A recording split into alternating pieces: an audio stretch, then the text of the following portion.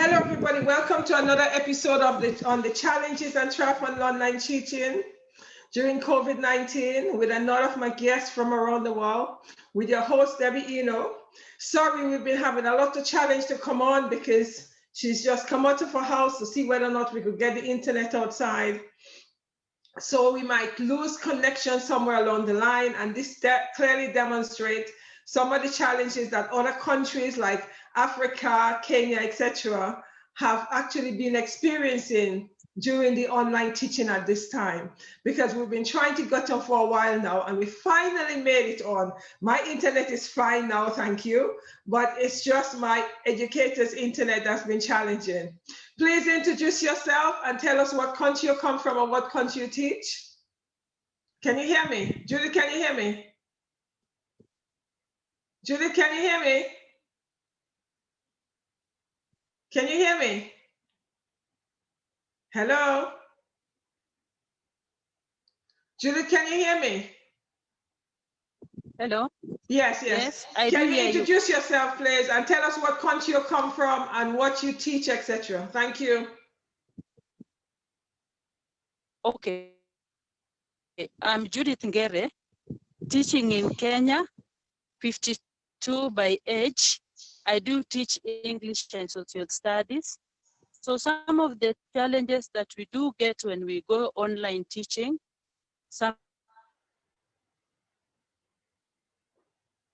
Whoa, I think I've lost her again. Can you hear me? Sometimes you don't get the network hitches, maybe sometimes because, and therefore sometimes you cannot penalize them because the challenges even that are felt by the children or the student at the background is evident, and therefore you cannot even penalize the child or actually penalize the parent for not letting the child to participate. Sometimes you give assignment, you find that the assignment has not been tackled by everybody. So sometimes you find there is delay in covering what you are supposed to cover because you are supposed to move. Right, we've lost her again. Judith, I can't hear you. In your topics, you find as delayed to give the assignment. So you find some of them are ahead of the topic, some are behind, and therefore it is not really very vital when you do teach this one. Because when you teach and you have the physical contact, hello? Yes, hi, I'm hearing you. Okay, when you have the physical contact, you are able to control. But here you don't have the physical contact of the student. And therefore it is very difficult for you to control the whole of them. The whole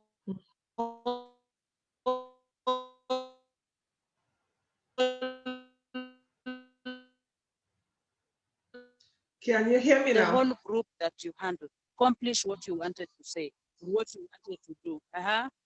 Yeah. Another thing is, yes, hi, I could hear you. You also said that you taught online and you taught in the physical classroom, right, during the pandemic time. What was it like teaching in the physical classroom? Yes, in the physical classroom. Hello? Yes, hi. You said that you taught some children in the physical classroom during the COVID-19.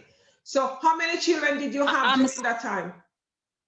Okay, I was saying, when you compare teaching online and teaching in the physical classroom when we did not have the COVID-19, you find the physical teaching when the COVID-19 had not actually come, you find it was a bit better.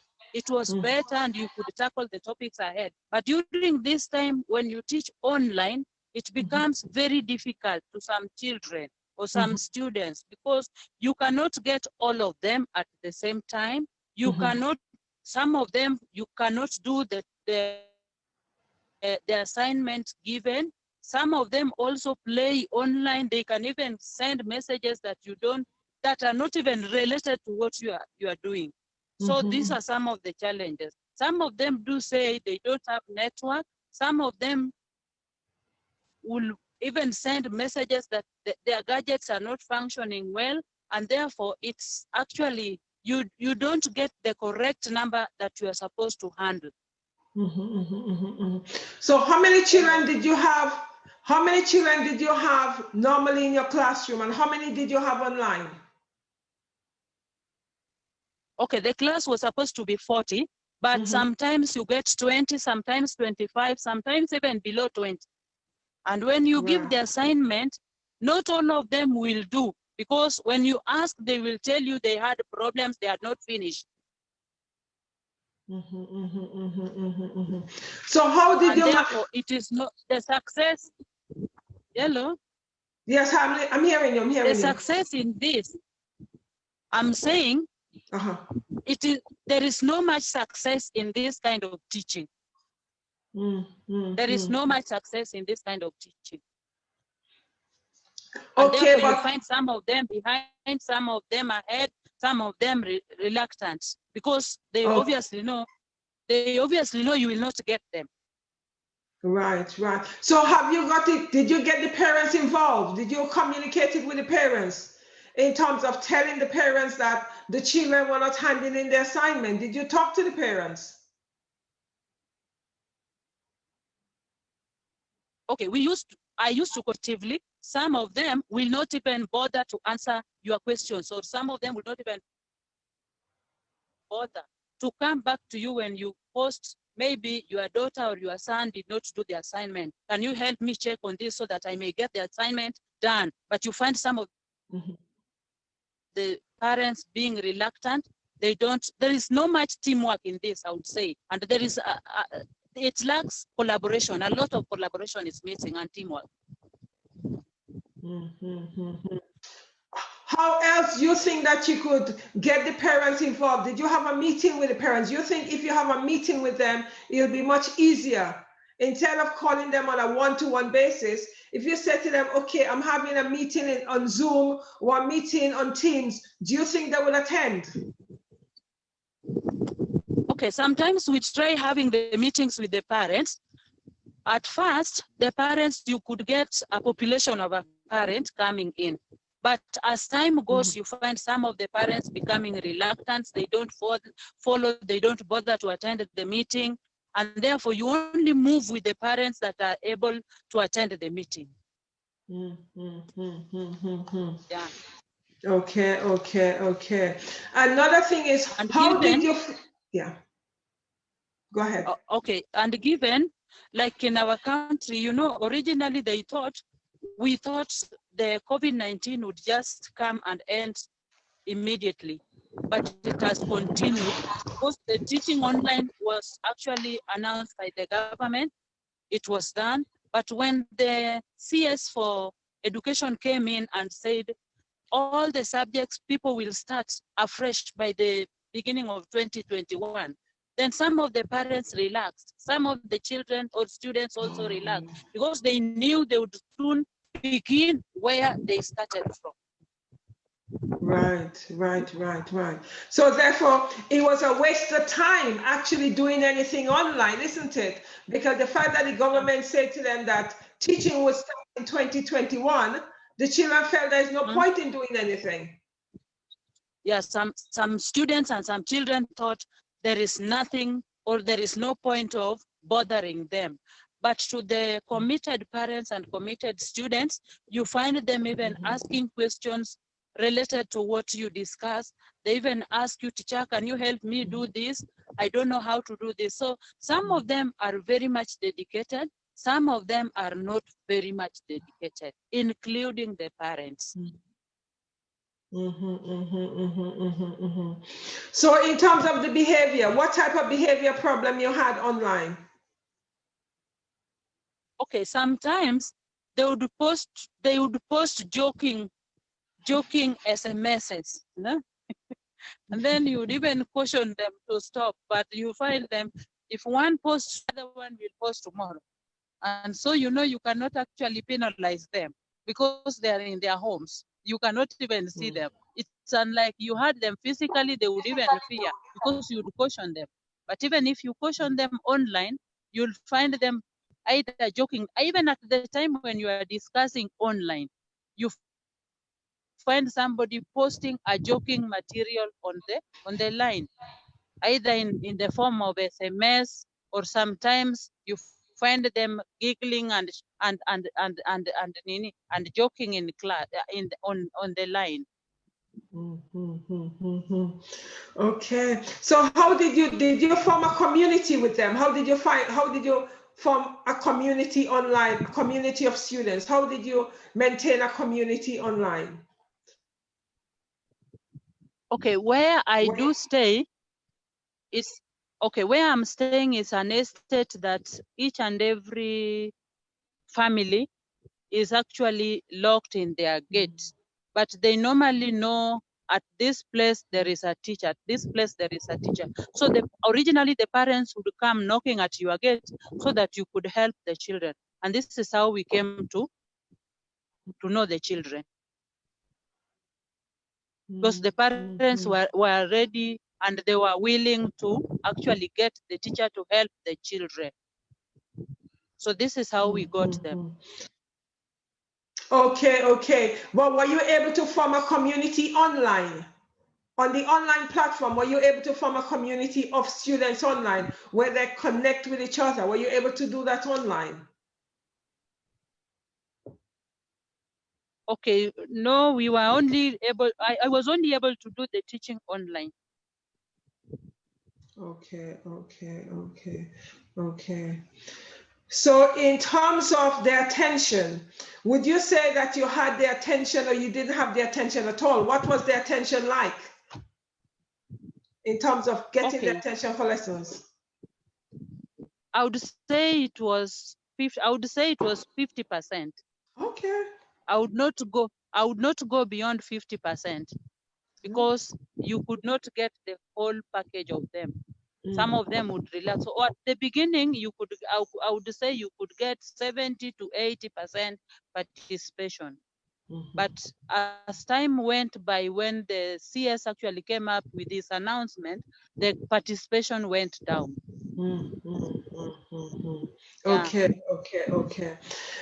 Thank you. Do you find that when you actually do your lesson plan for the physical classroom, were you able to use that same material on the online platform, or did you have to change it? What happened? Okay, when you are teaching online, you have to prepare. When you are doing the physical teaching, you have to prepare, because if you don't prepare, then you may go outside the topic. You may extend. You may even mention things which are not necessary. So you have to prepare yourself very well to be able to present yourself. You cannot just come up with anything and say anything you think of. Do you think that you had to prepare more on the online platform, or was it the same as in the physical classroom? In terms of preparation, do you think that the physical classroom was the same as the online classroom? No, the physical classroom is so much exhaustive. You do a lot of things. You prepare yourself, kabisa, and in relation to the time you are going to cover. And you also prepare, but on online, it's the time that is given is normally 30-35 minutes. So you prepare well, yes, but it is not actually very exhaustive as it is in the physical classroom. Because in the physical classroom, you have the eye contact, and therefore you are able to see everywhere. You are able to move everywhere. But here you are just at a particular point. The other thing, in terms of how many hours did you used to teach in the physical classroom per day? And how many hours are you teaching online per day? Yeah. In the physical classroom, how many hours do you teach a day? The physical classroom, you're supposed sometimes 6 lessons. Okay. But online teaching, you go for 1 lesson. Okay. So we majorly go for 1 lesson. Okay, so which means in terms of assessment, you cannot really assess in 1 lesson, can you? Or how did you do that? Pardon? How did you assess from one lesson, whereas in the physical classroom you have 6 lessons. On the online classroom you have 1 lesson. What can you do in that 1 lesson on online? And what did you choose to do?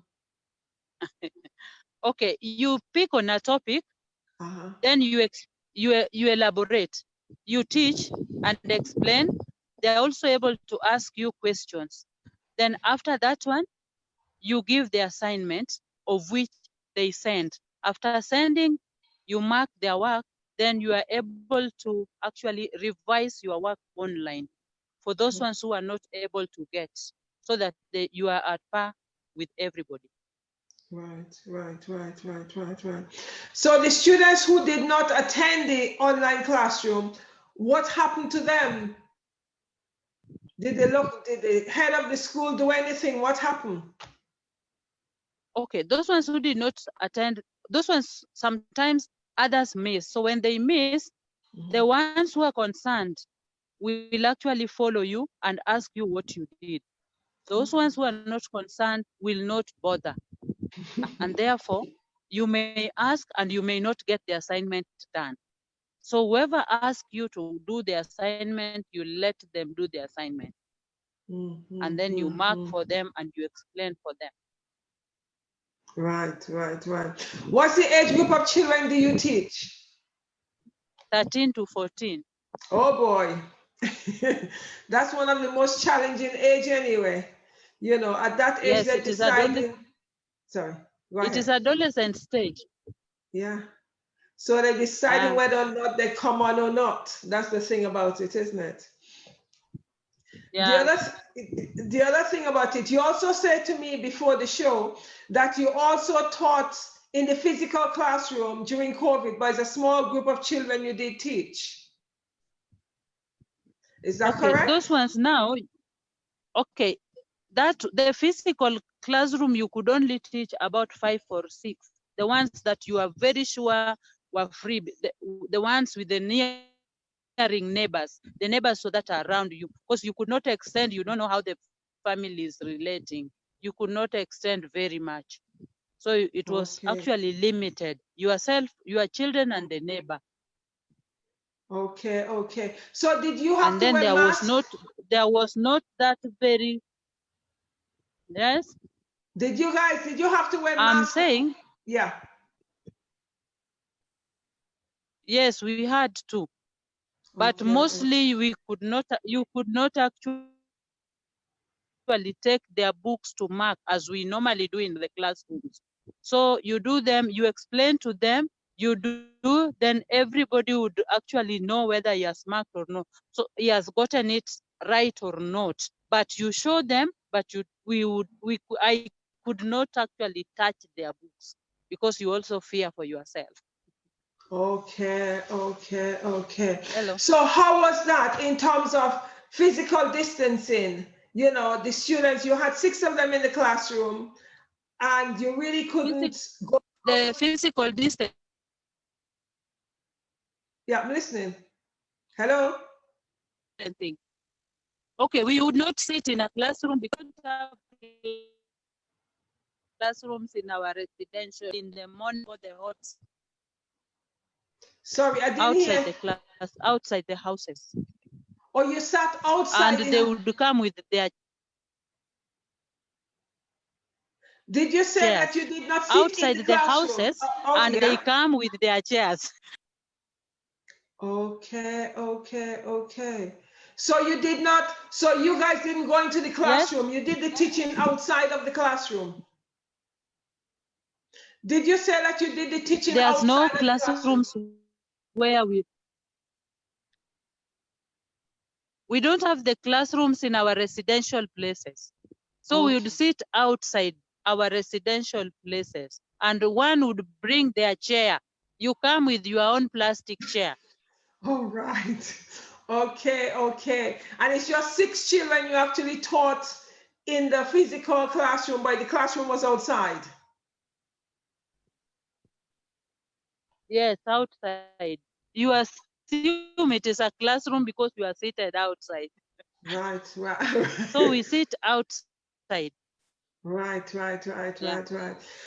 Was it the same group of children that you taught online, or there was a different set of children? Was it the same group of children? Was it the same group of children that you taught online? Class was 40, but you could not get all of them. Right. Them at the same time. You could not, some of them, 40 online.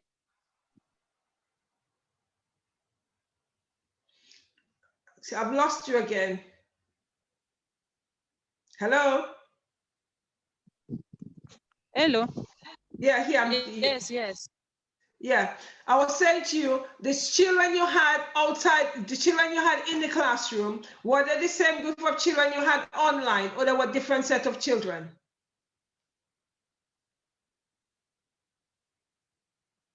Hello? Did you hear me? I'm saying Yes, the children you taught, right, the children you taught in the physical classroom during COVID, were they the same children you taught online, or they were different group of students? Okay, some of them were in the, I had 5 of them that joined the online teaching. One went home after that. Okay. Well, how would you rate your relationship with the parents? What would you say it's like, your relationship with the parents?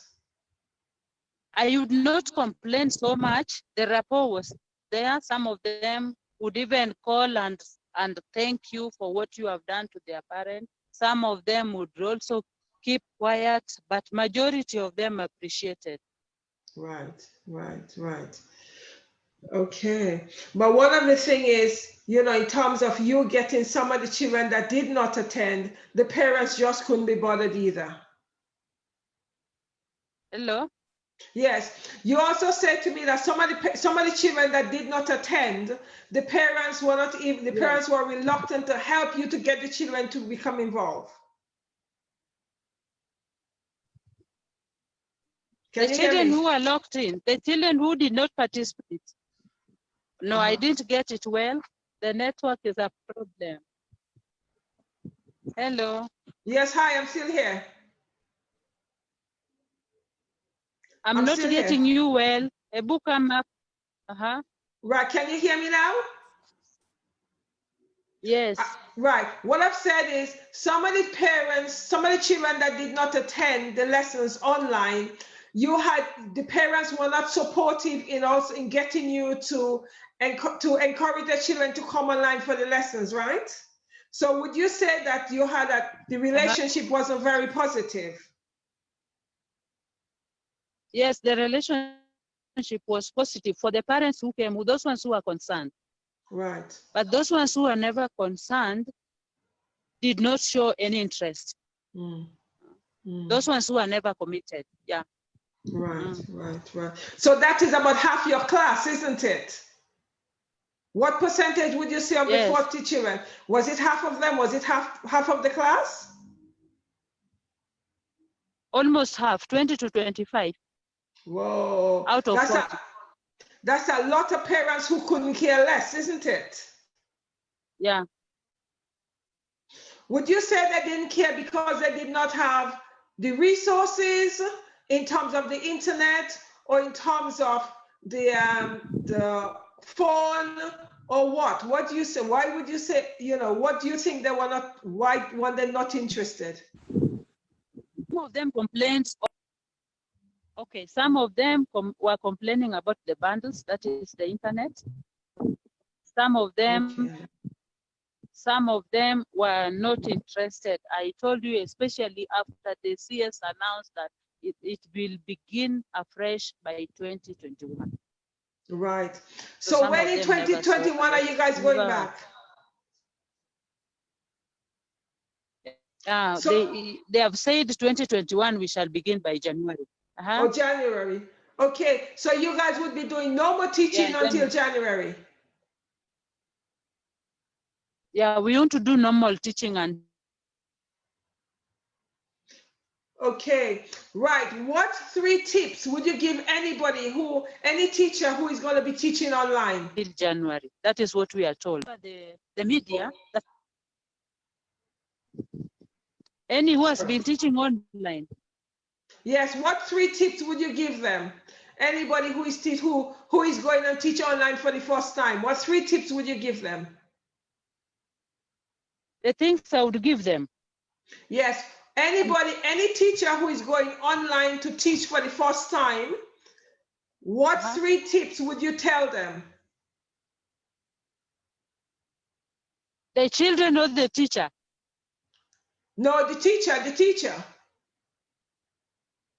What I would tell the teacher? Yes, what 3 things would you tell any teacher who is going to be teaching online for the first time? I would just encourage them to help the children. I would also encourage them actually to consult the parents who are not dedicated. Because we realize that once you engage the children, they concentrate and then their mind is not spread.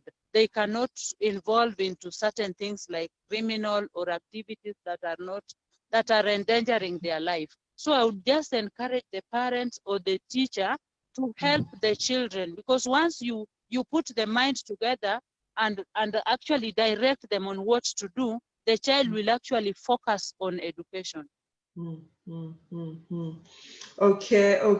Yeah. Thank you. In terms of self-care, what did you do in terms of taking care of yourself and making sure that as an educator, you are rested and you're relaxed? What did you do to ensure that you take your time back for yourself? What did you do? I would carry my sanitizer. I would have my mask on, and I would always make sure not to reach them very close. And I would also encourage them to do the same. And most of them actually would also carry their sanitizers. Okay. So I used to encourage them. We also had water and soap around. And I also told them not to actually be just buying things, because the children the students or children who live in town, they really love to eat a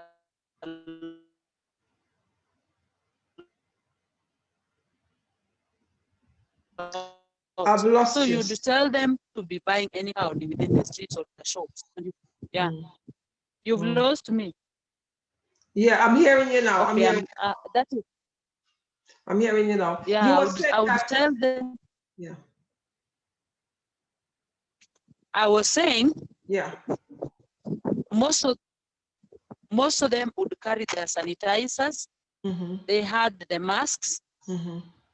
And I would also encourage them, because where we stay, there are shops, not to be buying snacks from the shops, to actually maintain eating in their houses, where the parents are aware of what they are eating, not just buying buying things anyhowly, and also to avoid hugging, and also to avoid shaking of hands. How did that work for you? Did the student maintain that? Yes, they maintained. There was no hugging, there was no shaking of hands, but they maintained the use of sanitizers. The parents were very positive because they also feared the disease. So they would give the children the sanitizers. I also encourage them not to recycle the use of the masks. Okay. So how would you summarize teaching online for you? If you are to summarize, how did you feel about teaching online? What would you say to us? Okay, in my summary, I would say it was a bit challenging, but to some extent it's also good, because it enables some of our children to be contained at one particular point, because they would know that at such particular time we would have the lesson. So the child would be concentrated at a particular point, either in their house or in their room or anywhere else, because they know that we would have a lesson. it also made me create rapport with some of the children and some of the parents. And therefore, I would say teaching online should be encouraged to the parents. The parents should also be aware that at least their children are getting something and the children are also contained. So when they leave to their places of work, they know that their children are contained and their children are safe. And then from after the lessons, then the parents may actually plan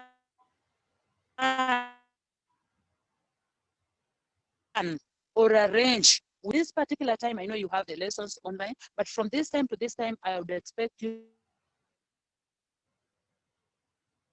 to do ABCD. So that one would also help in containing the children.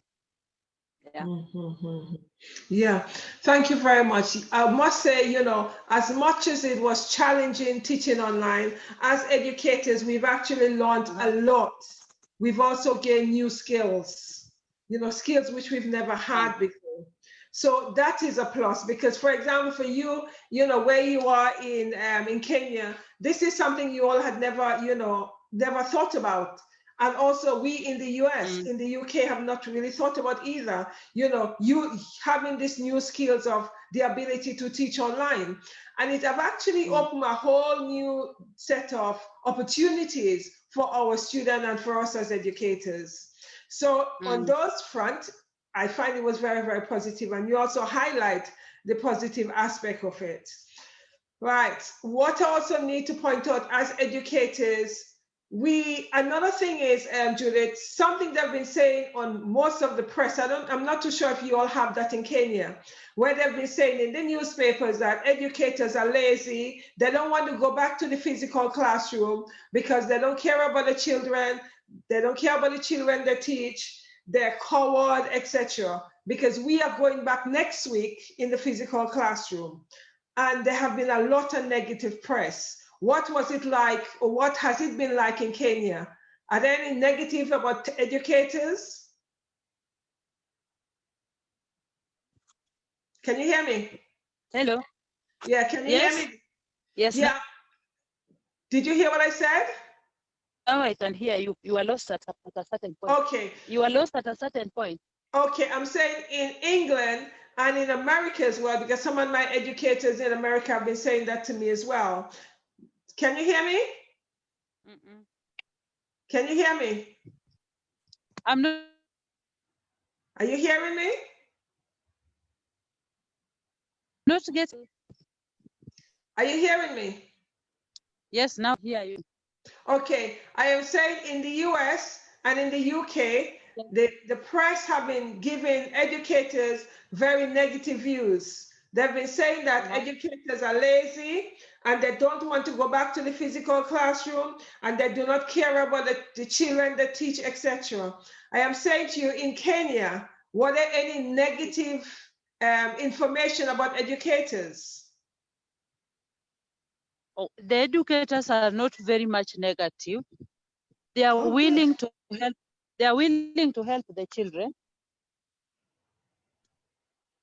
especially. Hello. Yes. Hi. Hello. Yes. Hello. I'm hearing you. I'm hearing you. I'm saying. Okay, in Kenya, the educators are not very much lazy. They are willing to help, and that is why they go online. So I would also advise the US and the UK, they can do much because they are well developed as compared to our country, and they can reach the children online so much. And online, there is no way they will get infected because the children are staying in their homes and they're also in their places. So let them just come up and help the children so that the children may also grow educated one day in lives. Yeah, but what I'm saying is the newspapers are the ones that have been saying that educators are lazy. So it's been on Facebook and it's also been on the newspaper that the press have been saying how educators are lazy, although educators are not lazy. We know that we are not lazy. I'm saying to you, in Kenya, were there any newspaper writing or on the internet where they've been writing how educators are lazy? Did they say anything like that? Have you seen anything like that? Okay, there have never mentioned anywhere where they are saying educators are lazy.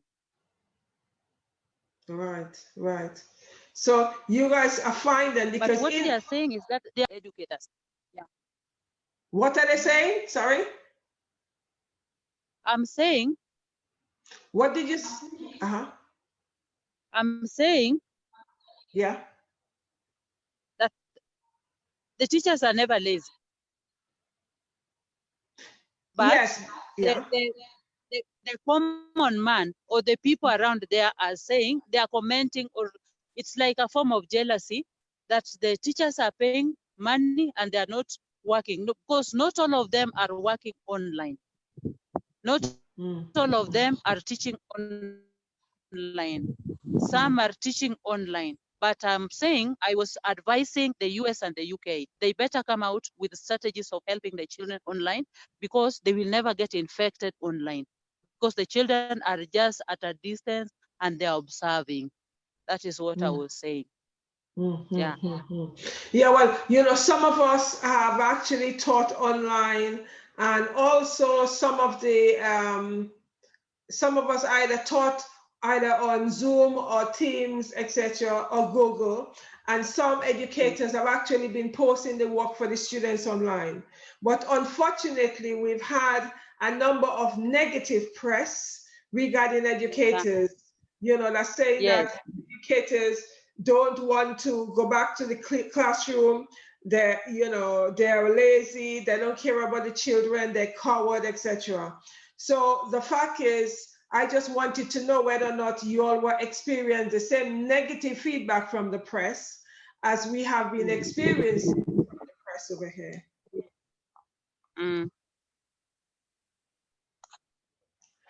Okay, right. Thank you very much for that, Judith. It's been a very challenging line, and that is also demonstrating, when you are teaching online, some of the experiences that you've been experiencing regarding teaching online, on the internet, etc. Because it's been challenging trying to hear you sometimes, because your internet continue to be disruptive. And know that you are outside of your house because you had no service inside of your house. So that's been a challenge. So I could imagine what it is like, you actually teaching the student online, you know, when you're not always having the services or the internet connection all the time.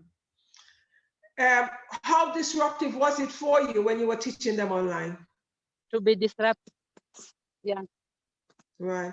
So did you have some of the experiences we've been having right now? Okay. Sometimes you get the network itches, but not as very normal. Like today it rained and it has been a lot of winds. Whoa. Whoa. Hi. Hi. What happened there? I'm saying when it rained, there's a lot of wind, and therefore it sometimes interferes with the network. Okay. Is it raining today?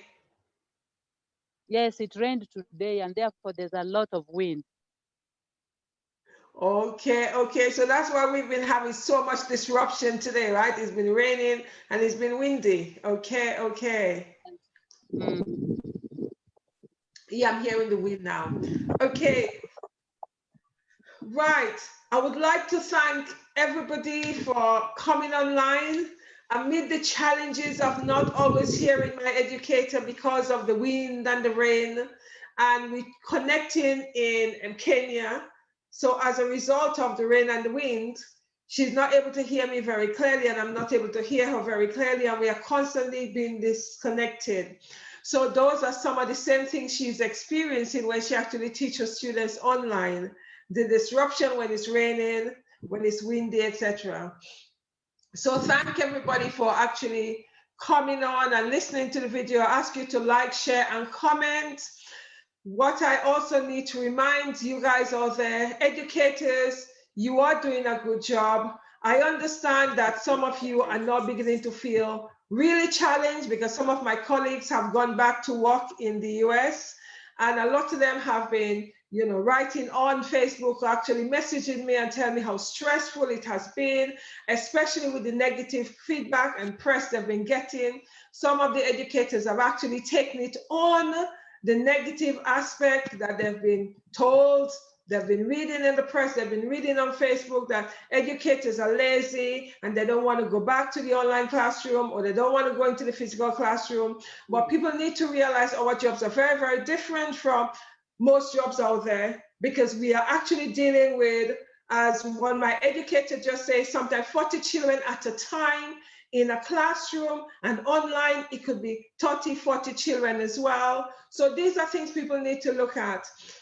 Please, you guys need to be a little bit more understanding about the job we do, because some educators who are new to the job are actually taking it on, and a number of them have actually started taking medication for depression, etc., because they feel that they're being, you know, people are seeing them as not being committed, and they know they're committed. You guys need to spare a little bit more, be a little bit more empathetic to educators, because for me, I've been teaching a long time and I really don't care how much people think that I'm lazy, because I know that I'm not lazy. But some new educators are actually taking that on board, and they're feeling and they're thinking that, oh my goodness, people are feeling that I'm lazy, but I'm not. So it is quite challenging for young educators and new educators on the job. We have a shortage of educators globally. So when we are getting this negative press, it doesn't encourage people to go into the profession. And as everybody knows, in everybody's life, they need an educator. An educator appears in everybody's life. So if it's a situation where education is getting such negative press, we are not going to get the young, innovative people to come into the profession. And as a result of that, there'll always be a shortage of educators. So when there is a shortage, we need to look at ourselves. What are we saying and what are we doing about that? Because if you're constantly saying how educators are lazy and they're not doing their job, and you know it's not real, because we are working hard, we are doing the job. So you guys need to stop the negative press. It doesn't help us. It doesn't help the self-esteem and the confidence and the morale of the young educators. And it's preventing people from going into the field of education. Be a little bit more empathetic. We are doing a damn good job. I know I am. And I know a lot of educators who are doing a damn good job. I am not saying that all educators are in it and are passionate, but in all jobs, everybody's not in it because they're passionate about it. Education is no, you know, there's no exception. But at the same time, there's too much unnecessary and unfair negative press about educators. It is awful. Come on. Anyway, I'm not mourning, I'm just saying it as it is. And sometimes it could be very, very frustrating, because globally there's a shortage of educators. And if people continue to give it a negative press, we will not attract the real good people into the field. Right. Thank you guys. Share, comment, and like. And I'll be back on tomorrow with another educator who will be explaining and discussing with us some of the challenges of teaching online. Teaching online for educators is not easy, because as I keep saying, we have to teach ourselves in order to teach the students. And sometimes some of us find ourselves teaching the students how to come online and teaching the parents how to support the children. Thank you, everybody. Good night, good morning, good evening. Have a fantastic evening. Stay blessed and be good to yourself. Bye-bye.